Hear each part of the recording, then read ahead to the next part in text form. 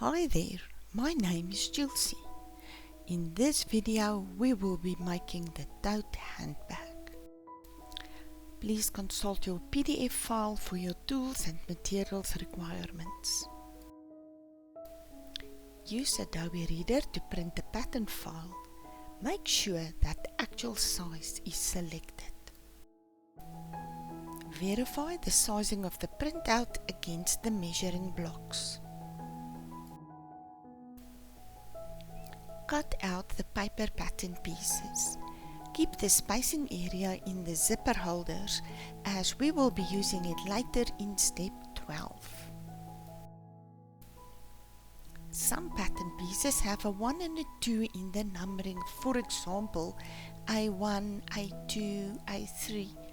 Join these pieces together with masking tape by aligning the crosses. Lay the pattern pieces on the leather and affix to the leather with masking tape.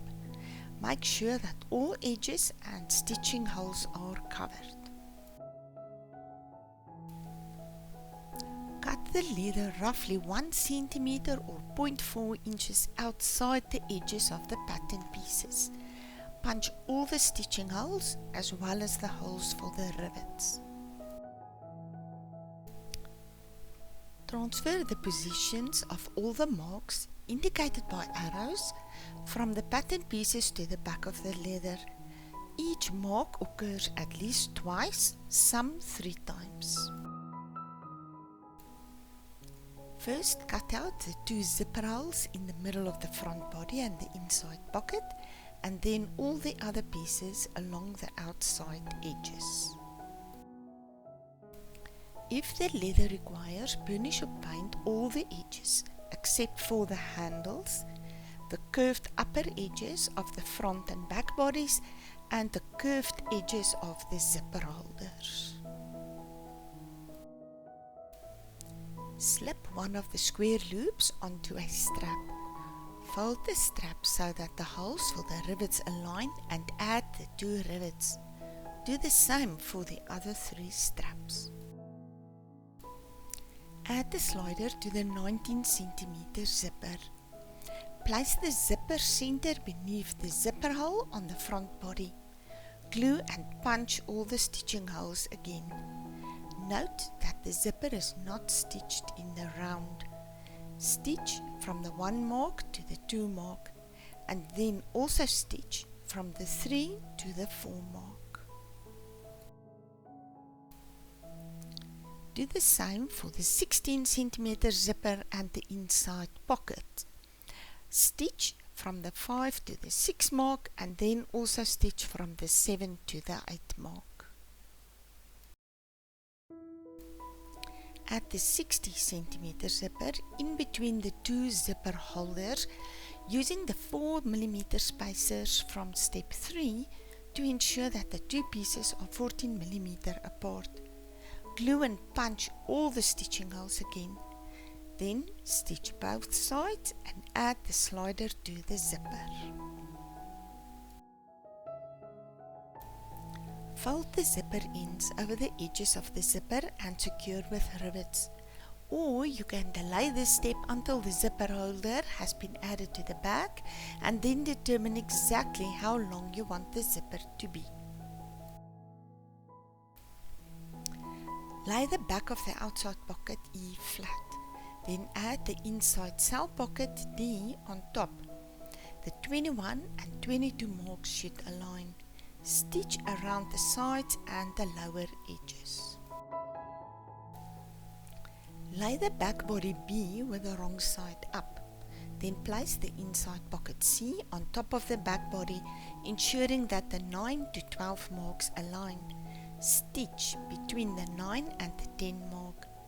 Use positioning pins to keep the 11 and 12 marks aligned. The vertical stitching of the pocket will be completed when the straps are attached, and the top horizontal stitching when the zipper holder is added to the body. Lay the front body with the wrong side up Then place the back of the outside pocket D on top of the front body, ensuring that the marks 15, 16, 19 and 20 align. Stitch between the 19 and 20 marks. Use positioning pins to keep the 15 and 16 marks aligned. The vertical stitching will be completed when the straps are attached and the top horizontal stitching when the zipper holder is added to the body. Lay the front body A on its back.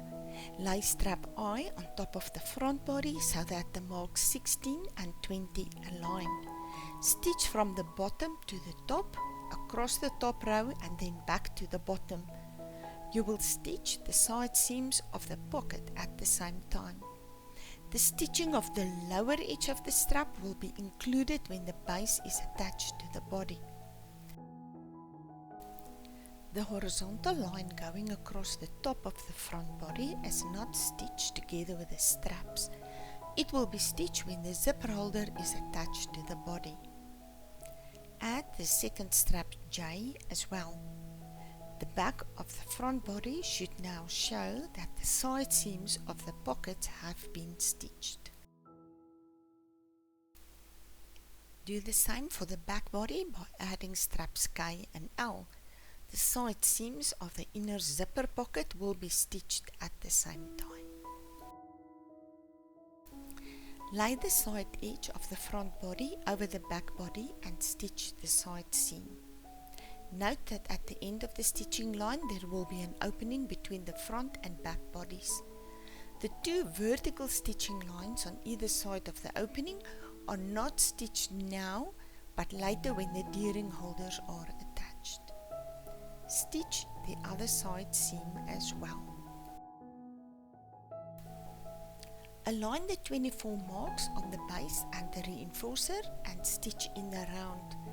Make sure to add the base stiffener between the two layers. Wet the outer edges of the base and fold to the inside. Place the lower edge of the base over the lower edge of the back body, making sure to align the 23 marks. Stitch in the round. Lay the zipper holder on the top edge of the back body. Stitch the seam on the curved edge from side to side. Then stitch the straight seam across the back body as well. The straight seam will also go through the top of the pocket. Do the same for the front body. Finish, burnish or paint the curved edges. Add the D-ring to the D-ring holder. Then fold the D-ring holder over the top edge of the side seam between the back and front bodies. Stitch in the round. The middle stitch of the top edge will not be in a stitching hole, but in the space between the back and front bodies. Fold the handle, aligning the stitching holes and stitch. Do the same for the other handle. Finish, burnish or paint all the edges of the handles. Slip the one end point of the handle through the D-rings of the straps and secure with rivets. It is now time for the leather treatment as required by the leather use. Congratulations! Your tote bag is now ready to go shopping or traveling.